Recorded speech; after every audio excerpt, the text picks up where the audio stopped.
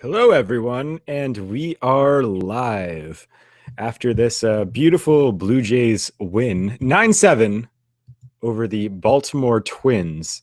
Um, so, a lot of stories in this one, actually, that I'd like to get to. But first off, I'd like to say that the lead story here is clearly Toronto FC's win over Orlando City. No, I'm just kidding. Although Jovinko is a beast. Did you see what he did today? Okay, before we get to the Blue Jays talk, before we get to that, I'd like to say that Sebastian Jovinko for TFC is probably the greatest player that MLS has maybe ever had in terms of a performance the performance that he's putting on right now. Just completely unbelievable. So he scored a hat trick today, but I think I'll get to that after. I just wanted to give that a shout out because he set the franchise record for goals and there's 13 games left. So unbelievable. But clearly, the story here is your Toronto Blue Jays. Blue Jays. And where do we begin on this one? So what an unbelievable game. Drew Hutchinson, who's had the biggest split from home and away stats on the road. He's his ERA is like 7 or something. At home it's 2. And even though they were pitching at home tonight, the road Hutchinson showed up. And he did not pitch well today at all. In fact, he was throwing some strikes. He was just getting hit all over the place today, and he was walking guys too, a little bit of both. But yeah, so Hutch did not have the best game, and so where do we start with this win? Where do we begin here? I don't even know where to start. It was a 9-7 win, but there was so much that happened in this game. There's a little bit that we learned about this team just from this game. One is that Ben Revere is actually a hitter. And I was saying this today too. I think that Ben Revere, I'm not kidding. I think that Ben Revere has had more sacrifice hits and at bats in the last week than Colby Rasmus had in his entire Blue Jays career. And that's including sac flies. I was thinking about that today. And Ben Revere's, that's his 4th or 5th in the past week. Good job. And I'm glad that he got his 2 hits today. And he looked a little shaky on that last out, but what a game. And now the Blue Jays have won 7 of 8. They are undefeated with Troy Tulowitzki in the lineup. The one game that they lost since they got him, he was sitting out because it was a night game and then it was day the next day. So they gave him the day off, and Goins was shortstop, I think, with Travis second base, I think, maybe. No, I don't know. But yeah, they're undefeated with Tulowitzki in the lineup, in the starting lineup. And this team, all of a sudden, 4.5 games back of the Yankees, 2 games back of the wild card. And they're clearly going to win the rest of their games. They're well, who's going to beat them? Well, the Yankees could, and anyone else could. But it's just unbelievable what we're seeing. This could be, it's not the best Blue Jays team that ever, clearly not, because they had 2 World Series teams and some good teams in the 80s, but it might be the best roster they've had. Maybe not the best pitching. In fact, I know it's not the best pitching, but it might be the best roster. And it's a little bit of an upgrade from that Adam Lind, Aaron Hill era. Remember that from 6 years ago before Jose Bautista came out of nowhere? The All-Stars were Adam Lind and Aaron Hill, who are by all means good players, but you're not gonna be a division winner against the Yankees and Red Sox, Rays, and Orioles with Lind as your 3-hitter. I'm sorry, everyone. With all due respect to Adam Lind, he was a great player. He could hit a lot, but he's just, yeah, he would be nice on this team. Actually, he'd be a good 7-hitter on this team, or 8-hitter, if he was still hitting 300. But what a way to start this game. So I started watching this game, actually, and I was a little bit late, so I paused it. I had to go to the washroom, and I came back. I fast-forwarded through 3 or 4 minutes. And then Hutch, oh boy, I had these hopes up. I had my hopes up for this game. Hutch he's a home pitcher. He doesn't give up a lot of runs at home, and he gave up 3 runs in the first inning. And it looks like it's going to be one of those innings where it's like, this is road Hutch. This is not home Hutch. This is road Hutch. What are you doing here? You should be in Detroit or New York right now, Road Hutch. But no, Road Hutch showed up to Toronto today and gave him the normal stuff. Gave up the 5 earned runs or whatever. I think they were 5 earned runs for him. No, I think all 7 were his, right? Because the bullpen shut down the Twins today. Now, I'm going to play a little bit of devil's advocate here. The Twins have been struggling as of late, and I know that the Jays took 3 out of 4 against the Royals. Probably should have taken 4 out of 4. But yeah, the Twins have been struggling. I don't really know what to think of if they sweep this 4-game series, because I don't think that anyone had the Twins in a wild card spot anyways. But I just don't really know what's going to happen, or what to take from this series. I mean, but one thing I do know what to take is that I mentioned this yesterday. We do have we have Zeus in the lineup.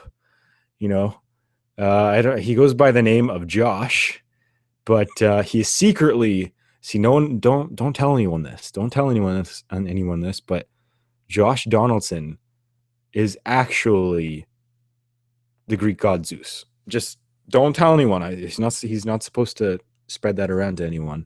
But it's just, you heard it from me first. He's actually a god, and that's why he's blasting all these home runs. He had his 29th today, tied for his career high in home runs today with 29, and there are 50 games left, I believe. So, wow, he's just having an unbelievable season. He's hit 80 RBIs already, and he's just doing. We haven't seen a year like this since Bautista in 2011, I guess. But although Bautista in 2011 might have been one of the best seasons ever for a Blue Jay, he's having Babe Ruth-like numbers. Like, his on base was 400, 40 home runs, 100 plus RBI, hitting 300 almost.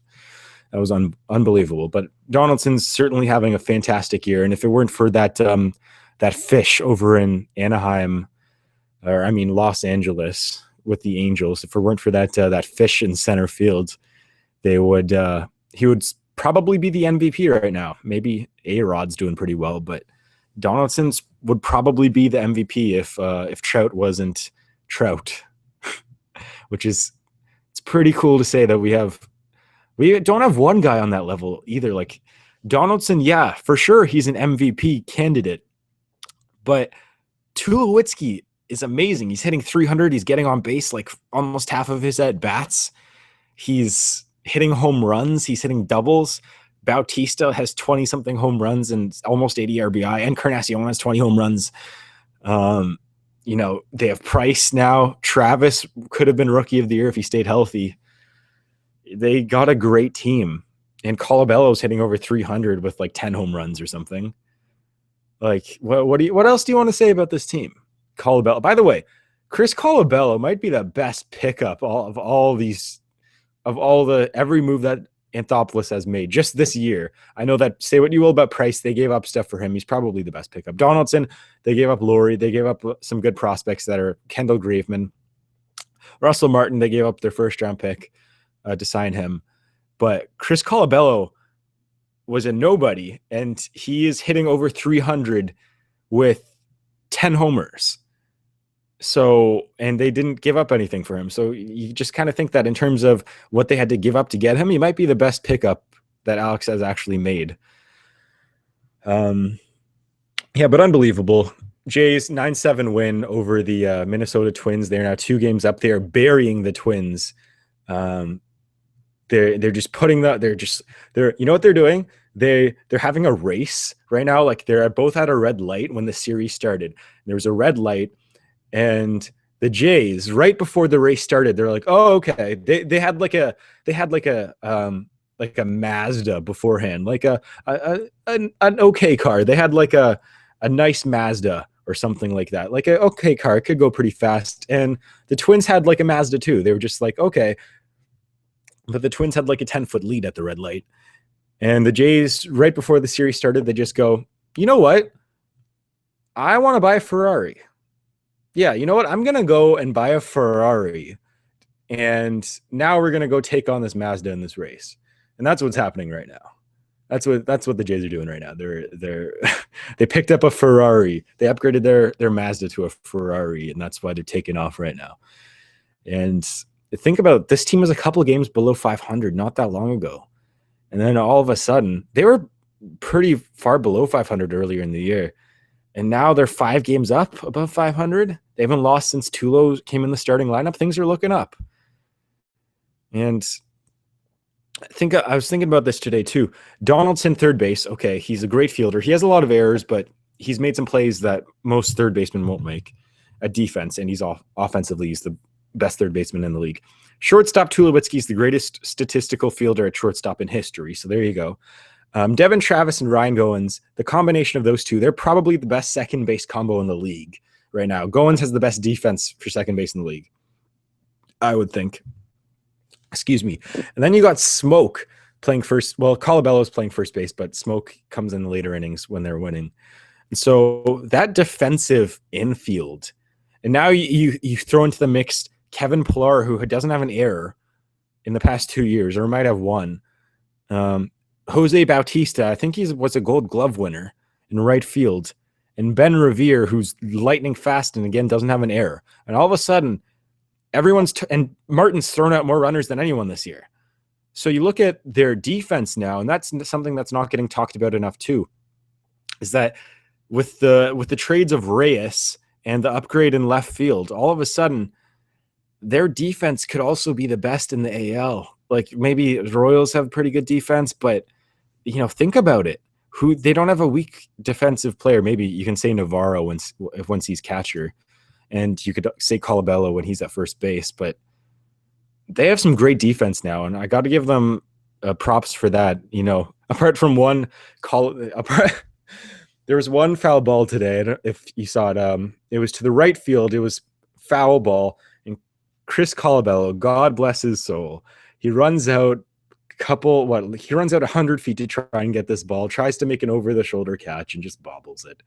He gets his glove on it, gets an error, but that's a catch where, like, I've made that catch in real life, and I don't know, it's just kind of strange how a guy can hit 300, and now he's been okay at first base at catching the rockets from Donaldson, but you just kind of think that he's hitting 300, but he's not the greatest fielder that I've ever seen. You'd figure that by the time you reach the majors, you would have worked on your fielding a little more.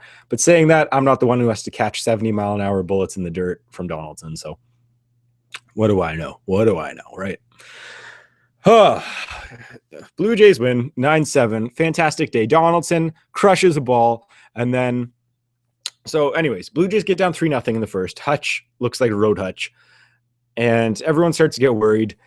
And but then Donaldson just says, you know what, guys, I got this. So Tulowitzki does a Tulowitzki thing, which I love. He just takes a walk.